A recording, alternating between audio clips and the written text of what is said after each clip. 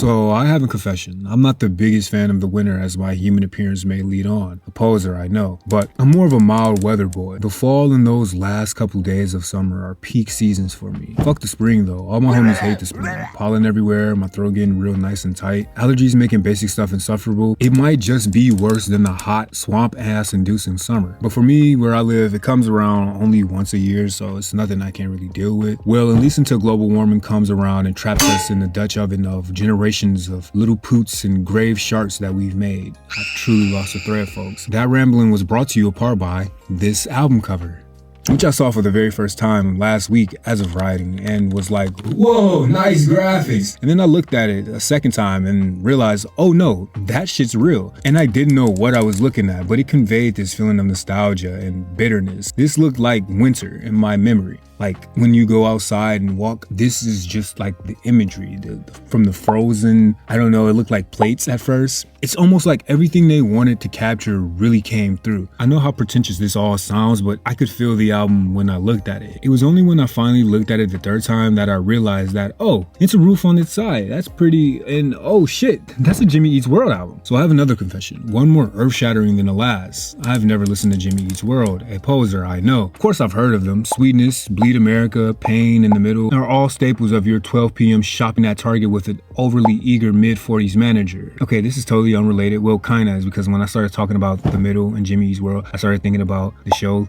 The Middle. You remember The Middle with Brick? I fucking love Brick. Brick was cool. No, Patricia Hayden, the lady, the mom from the show, she looks like a race swap Kamala Harris. I mean, I could be tripping, but the more I look at it, the more I see it. You know what I'm like? Just put two pictures up side by side. Maybe I'm tripping. Okay, no more derailing, I promise. Me not listening was for good reason. And like, how do I put this? It's like every time you want to eat something, you don't start with eating breakfast, then work your way up to your midday shawarma. You get me? That was basically my overly elaborate and none too eloquent way of saying Jimmy Eats World is as basic and starter as you can get. Respectfully, of course. Having to clarify that since there's a stigmatization around being accessible and easy to digest equaling bad. That's something I never fully quite understood. Liking something because of its difficulty to grasp and not on what it actually offers to you personally doesn't make you different. It makes you a prick, and a weird shaped one at that. But there's communities of people that live by that model, so whatever. Judgment-free zone here. I truly mean it when I say there's nothing wrong with being big and at the same time entry level. In this case, entry level emo / pop punk. Let me put it in a way that hopefully make more sense. So like, you wouldn't tell someone who's interested in, I don't know, rock climbing or mountaineering to start at fucking K2 or Olympic level swimming to practice in Lake Michigan. So you wouldn't tell someone who has the slightest interest in emo core to start with, I don't know, Raina Maria or Psychic Kato. No, you'd risk alienating them, if not outright being responsible for their funeral costs. But results can and will vary, because ultimately it depends on what brings you to this point. What type of genre of person you are, you know? For someone who's more outgoing and free-spirited, who's curious about emo core and what it has to offer, may be attracted to the more popular stuff, Fall Out Boy, Yellow Card, All American Rejects, yada yada yada, versus someone who looks of a broken home and smells of stale cigarettes and burnt frogs. They'll probably drift more towards the deeper stuff that'll eventually lead them down the metal pipeline. I am neither of those things and was always aware of Jimmy Eat World. I mean, how could you not? They're definitely one of the most notable names when it comes to not just popular but mainstream emo core sounds that's widely accepted, well, as accepted as emo core will ever be. But I never really latched to them. I heard Sweetness in the Middle and always thought, yeah, this is catchy. But in that same breath, I could also slowly feel my social awareness became that equal to a guy who lives day in and out of a strip club. I'm not saying that all Jimmy Eat World fans are borderline autistic, it's just what I felt myself becoming. Although I do imagine them dressed in unbranded, nondescript clothing, like instead of Levi's, it's just jeans that says jeans, and shoes instead of that look like Vans, and like just say shoes. The genre of person who really enjoys brand cereal and unsweetened tea, that's just their genre. So I stayed away from it. I couldn't risk becoming a part of the Borg of shitty graphic tees and Ford Fiestas, and mainly because I had no reason to get into Jimmy Eat World. My exposure through emo core was through Fall Out Boy. Well, not really. It was through the seminal, in both definitions, patient's masterclass that was Sunny Day Real Estate's diary. This was my contraction of the illness, but really wasn't where it went terminal. Early Fall Out Boy being the band that made me actually delve deeper into what there was to experience. By the time I was off to venture new pastures, I had no reason to listen to Jimmy. It wasn't until later when I find myself working with a guy who sounded so scarily close to H. John Benjamin that you could have told me it was him and I wouldn't have believed you, but I would bring it up to him. That I thought about giving Jimmy Eats Women. Jimmy Eats Women. Jimmy Eats, no, stop. Dead hookers are not on the menu, okay? Jimmy Eat World an actual look. But what I found funny was his unwillingness to give me a proper recommendation. It was like pulling teeth, with every question generating a followed by give it a listen, making me not want to listen to it at all. But he highly recommended Futures, which surprised me because I always thought Bleed America was the fan favorite. So I was even more surprised when he said if I didn't like Pain, give Clarity a try, which I initially took from him over sharing a kink or fetishizing his depression, but I later realized that they were names of a song and an album respectively. I learned that this month, and this convo took place almost a year ago. And yeah, he was right. I didn't like Pain. It made me feel nothing, ironically. And so I turned my sights on Clarity when this album cover popped up in my recommended. Divine Intervention? Maybe. And like I was trying to get at and not really say earlier, the allure of this album cover was just too great. I mean, look at it. It's wonderful. It's able to capture emotions and be interesting all at the same time. Unlike a lot of, and I mean a fucking lot of emo covers at the same. Let me just get this like off air my grievances. Why was that a thing? I can't be the only one who noticed that there was so many goddamn album covers where there was just blank space plus a geometric shape than the title. I mean, you can only do so much with an album cover, but why was there so much? Like, this doesn't say anything about what the album is, you know? Like, I'll take personality over artistry or any day. I mean, okay, that's not true. But when you got fucking, I think I can name like at least, I know there was one, Sunday's Best did one like that. The Promise Ring had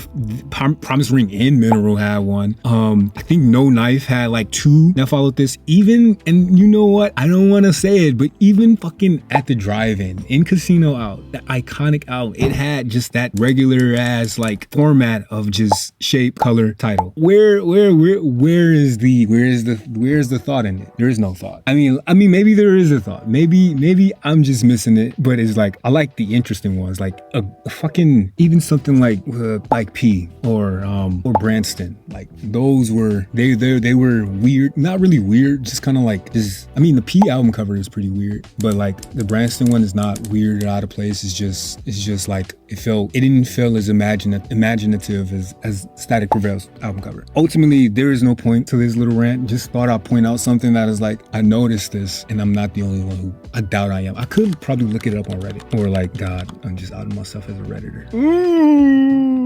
But anyways, I digress. And let me make a statement before we get into the actual meat and potatoes of it all. In the future, I don't know when, but let's just say in the future, I plan on covering the next two Jimmy Eat World albums. Why? I don't really know. It just seems like the proper thing to do, and it's kind of honestly overdue. Ultimately, I'm doing a little experiment on myself. I'll either grow to casually like Jimmy Eats World or torture myself with 3 hours of mid. Who knows? I try not to plan out what I'll listen to and eventually bring to the table because I want it to be as random for you guys, keeping it authentic, but this Jimmy art could be interesting or a very nothing experience I'll live up to the cows come home for absolutely no reason, because no one's making me do this but me.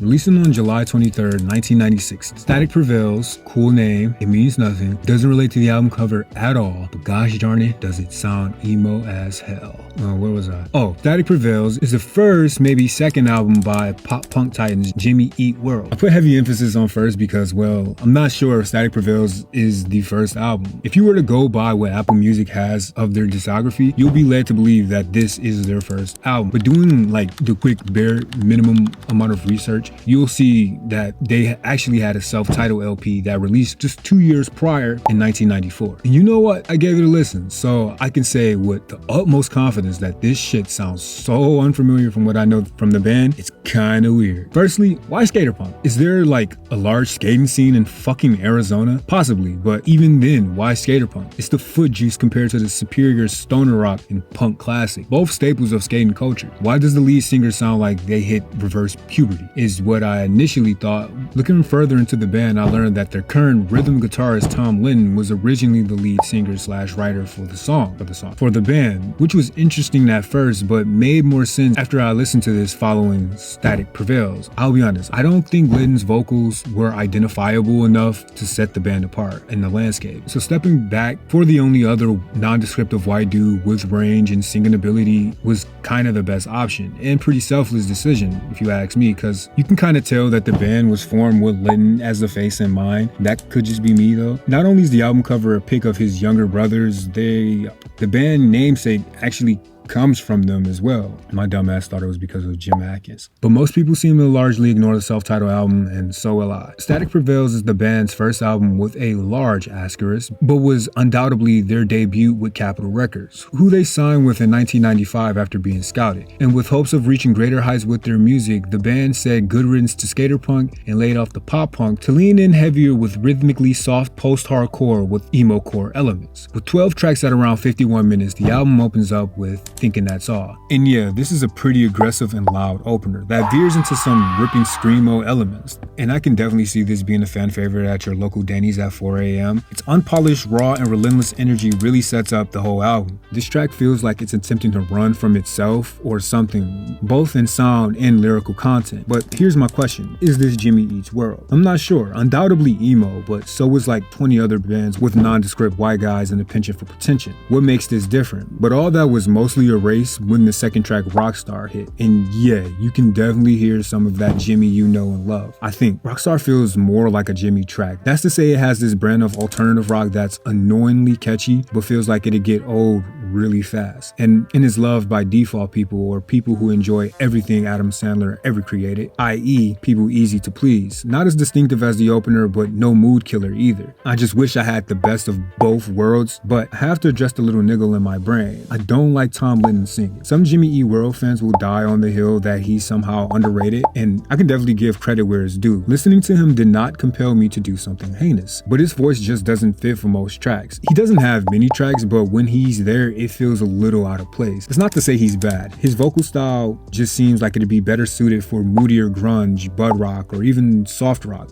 which he kinda does in the more down-tempo moments on this track. He fucking shines in episode IV. But as far as emo core, although he can hold a bit of a harmony and can scream, so I guess my argument is fucking mute. Here comes the third track, Claire. And man, it's amazing. Angsty as hell, buzzy, and Jim Atkins sounds like Billy Coogan. Is it weird that this song kinda makes me wanna dance? Claire really elevated things for me. We're thinking That's All reeled me in with anticipation, and Rockstar kinda left me dry. Claire blew me away. Bazinga. It's an immersive experience. The track layered guitars, subtle interjections of background vocals along with detached usage of synth and acoustic that settles in but remain unnoticed. It's an all-around great track and a perfect one for a breakup. It's all paired well with some fashionably dramatic lyrics. This track hits me in the feels and really captured this feeling of being omnipresent in my own life, like a ghost cliche in a movie. Regret and longing for escape pervades my thoughts on most songs here. Not my own regret. That asshole had it coming. But the band's. It's here where I feel it the most, but the album as a whole imposes these moments of time on you, taking you from your reality and transporting you into a space where adolescence, uncertainty, and restlessness is just frozen, waiting to be unthawed whenever the music hits. There's a lot of emotional manipulation with the song presentation and setup. Some of it you can see coming a mile away, but I still somehow fall for it. Like on the previously mentioned episode IV, another down-tempo tune that slowly builds but never really pops in favor of simmering the instrumentations with the lyric. They have this ability to create immersive, atmospheric, and scenic experiences that just leave you stuck in the moment. Episode IV, keep calling it IV, but I want to say 4, but I don't want like people to say it's IV, but it could be IV. You know, let's put a poll. How many of you guys call it episode IV, episode 4, or the chaotic radicals of you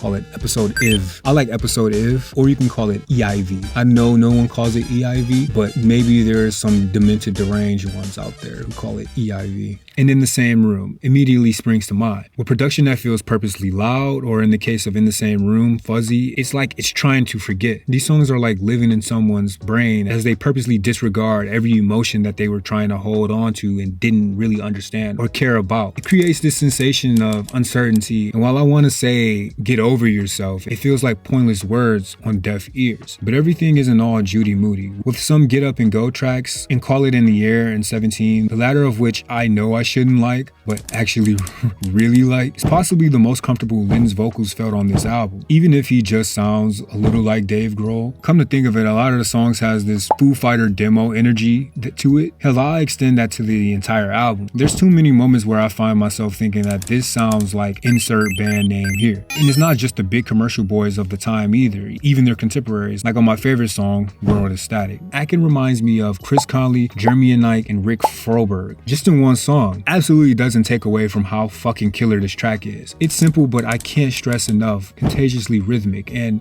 it's more mild than anything. World is Static is just such a fucking jam. Slowly swelling on the guitars with this ever-present drone that wavers in and out of the surroundings, all while the drums just keep the beat steady, creating this crescendo, something I read they'd really perfect in the Clarity album, and it's done wonderfully here. Aside from the grand introduction, it's a viciously energetic song with the catchy introspective lyrics, one brought together nicely by some layered vocals and powerful ass screaming. They might just have the formula on songs that make you want to violently jitter when you're just supposed to be enjoying the surrounding atmosphere of it all. At least on this album, every idea of regret, nostalgia, and intimacy is met with this explosive intensity that no doubt was driven by a sense of self. And this is just me going off of assumptions, but a lot of the writing feels personal and direct, not at a person or an idea, but more so at oneself from a memory. That could be because of the aforementioned production, which, like I said previously, feels purposely loud and aggressive at times, really affecting the mood of a lot of tracks, literally drowning out some of the vocals, but it knows when it needs to be dialed down. Ambiguity is key when it comes to stylistic production choices, but when it feels like you're in a shouting match with your EQ, I don't really know. Like on two of the snoozers for me, Caveman, weirdly enough, this feels like another authentic Jimmy song, but it's painfully generic. So of course Linton takes lead vocals, and the other being Robot Factory, which was only a snoozer because it was truly unexpected. This is just drives like Jehu. No, seriously, it is. Admittedly, I really like the chorus, it's really good, but this doesn't feel like Jimmy Eat World, which I'm still not quite sure what that is, but I know this isn't them. This album is a bit of everything. Not saying that they copied anyone or their influences outshined their own originality, it's just there's always something to remind me of another song or sound, mostly just because I've heard it. It's clear they were just doing whatever would stick versus what they wanted, in my humblest opinion. Tracks like In the Same Room and the aforementioned Call in the Air definitely see the band take more liberties in directions that they would explore, like Dropping Gold and Walking Away, well until September 10th of 96. I almost mistakenly said that In the Same Room reminded me of Promise Ring, but this album predates it like 3 months. Speaking of In the Same Room, again, it's the best produced song on the whole album. It's aggressive hardcore influence emo-core like the rest that doesn't feel like it needs to be overly loud, with the ambient static and walkie-talkie vocals just giving it more of a presence. The album is anything but lazy. It's actually all over the place, almost like static. Oh my god, it never really settles into one groove. The pacing is all but non-existent, and if I had to give you an answer to what's the overarching theme of the album, I'd respond with youthful angst. And if you say there's a deeper one, please be careful, because I think you're in serious danger of passing out from all the carbon dioxide fumes you're intaking from having your face buried in your ass. Some things looming over heavier than others. It's a collection of well-written and admittedly incredibly atmospheric songs and interesting ideas, but no two songs prove that more than Digits and Anderson Mesa. Digits being this 7-minute behemoth, I originally wrote it off as a slog, but letting it progress, I began to see how well structured it all was, drifting back and forth between being melodious and climactic, with a fun riff. This isn't usually my type of emo, but the execution more than makes it a good listen, a great listen actually. And closing out the album is Anderson Mesa. And this is how you close an album. The song just solidifies so many things for me, one of them being Atkins was definitely the right choice as lead vocal. The amount of range displayed in this one song put any debate, if there even was or any, please let me know if there was or any, around Linton's ability to bed. The violins are a nice touch and does a good job of setting the tone, but even if it felt a little unnecessary, this was the last album that needed more going on, but it's executed well and makes for a good end to the album, even if it's not necessarily one of my go-tos from the album. And that's the end of the album, that released in 1996, because there's more! We were truly gifted with 2 more songs, and one of them turned out to be a masterpiece. What would I say to you now and 77 satellites?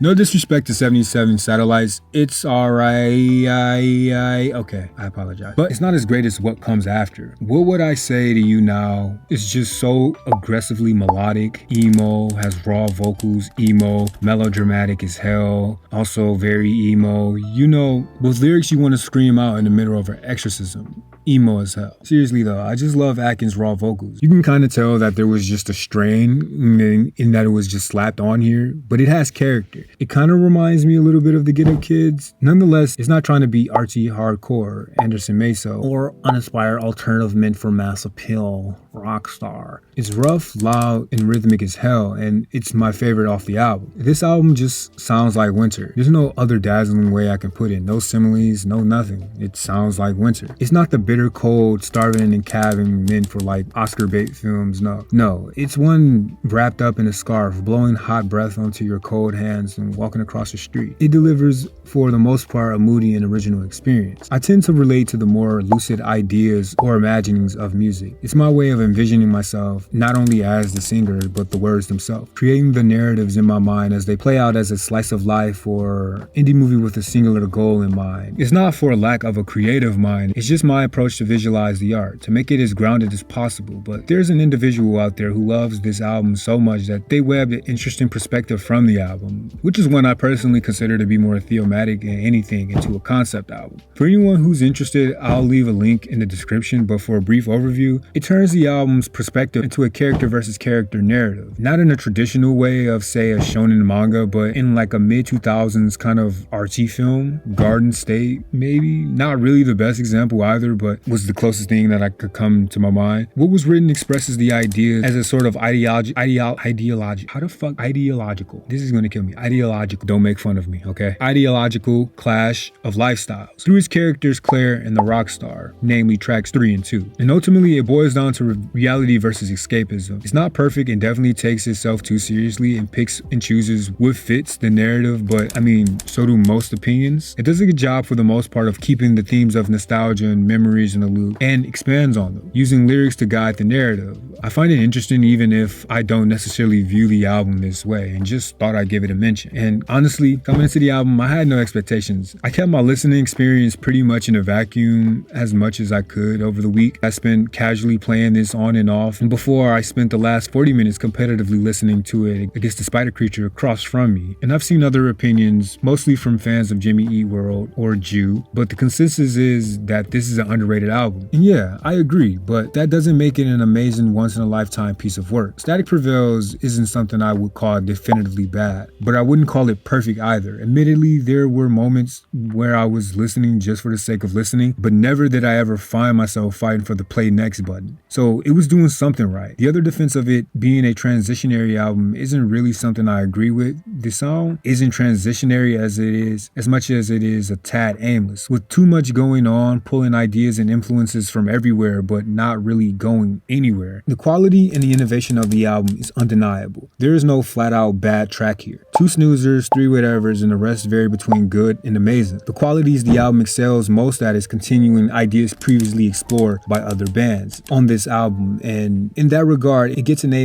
but it's crazy how much 2 songs really elevated the whole album for me. It takes it from a listening experience worth listening to a genuine, underrated gem from a massive band, but is neglected by said bands, so it's left in this state of hyperfixation where the fans want acknowledgement of the era, but the band wants it dead. A real Pinkerton Deluxe versus Blue Album standard situation. I mean it when I say that every song is good, some more than others, but something feels a bit hollow here. Like there was no greater ambition than to perform these songs at a local level. And that's okay, but coming from 30 years worth of music perspective, don't make something you feel ashamed of, which seems to be a trend in early emo pioneering bands. The biggest comment that verges on criticism I feel that I have about this album is when Jimmy isn't reminding me of another band, they begin to sound a little soulless. But the moments where that happened are a bit far and few in between. And with all that said, I think it just might be my favorite project from the band. I know it was kind of sounding like I was preparing to execute it in the back of a Petco, but no. I'm the brand cereal eater who drinks unsweet tea and loves coffee enemas. It's not as aesthetically focused as something like 4 Minute Mile or Take This to Your Grave, but it charmed me, or I brainwashed myself. But ultimately, Personally, I don't think it's bad. In fact, I think it's impressive considering Tom, Jim, and others were 21 when they released this album, which puts some things in perspective. And these were just kids exploring their abilities, and in the music, it reflects that, for better and worse. And me saying that this is my favorite project doesn't reflect the lack of confidence in future projects or interest in the band. It just set a higher bar than I expected going into this, with all its flaws included. Because to my surprise, despite sounding angsty and a bit immature, there was heavy amounts of creativity. Its powerful lean into the more somber side of post-hardcore pioneered a generational sound, all while capturing this feeling of growing up in an endless winter. It's truly an underrated gem. So it's on to the next.